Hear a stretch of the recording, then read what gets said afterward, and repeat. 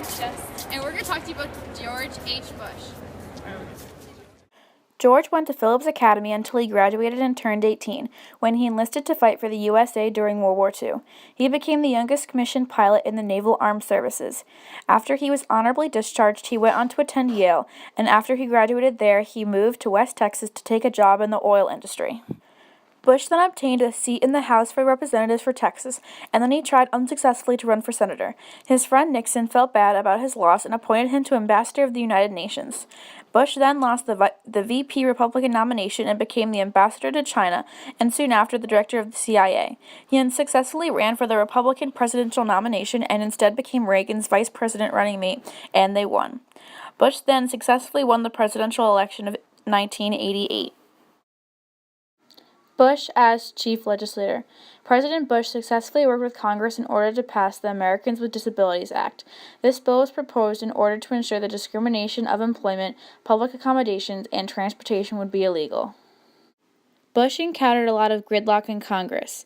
He was forced to make exactly 44 vetoes while in office, and he had a strained relationship with the Senate Majority Leader George Mitchell. He also had a hard time compromising with Congress and had to go back on his word and raise taxes. Bush was unable in many ways to promote his domestic policy beliefs and legislation. That is why we give him a B- as chief legislator. Bush issued 166 executive orders and was able to administer laws designed to promote clean air and reduction of pollution, as well as laws designed to stop discrimination. Bush was considered too soft of an executive. He was considered a weak leader and often was unable to promote his policies. Bush was truly unable to make a dent in the debt problem. He and his limited agenda standpoint made it so that he was unable to truly administer many laws which would promote the advancement of the country. That is why we give him a B- as chief executive. When Bush took office, the Cold War recently ended and the communist empire had been broken. In face of a changing nation and world, Bush provided a very strong backbone. The major complaint with Bush commanding the military was related to his generally conservative and pragmatic approach to defending the nation.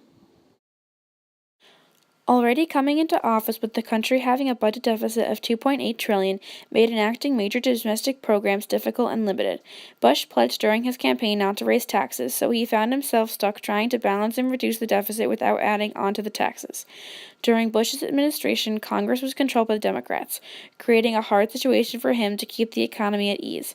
Bush tried his best to compromise with Congress, but the negotiations were found to result negatively and problematically for him.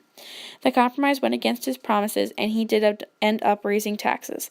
That is why we give Bush the grade of C for his role as guardian of the economy. The president receives a B- in the position of chief of party because he remained loyal and helpful to his party in appointing many of them to his administration, despite the transition from the 101st Congress to the 102nd Congress, where Democrats both maintained majority in the House and the Senate, where Bush was clearly incapable of assisting his fellow party members in winning election. Bush deserves a B as head of state because he was very dedicated towards promoting American beliefs, and he tried to do so with his confident attitude and commitment to stability.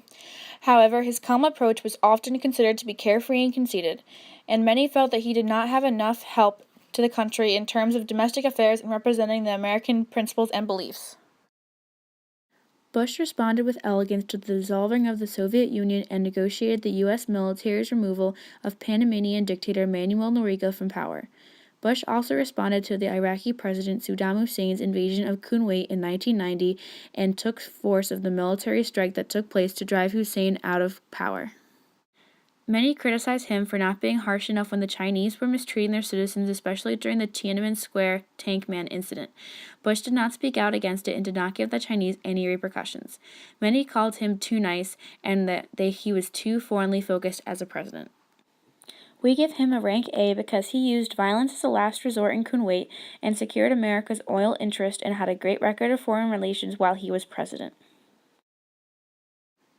Bush, as a domestic president, was not viewed well by the people. He did not advocate for his legislation as many thought he should have and experienced a great amount of gridlock within Congress and had a hard time compromising with them.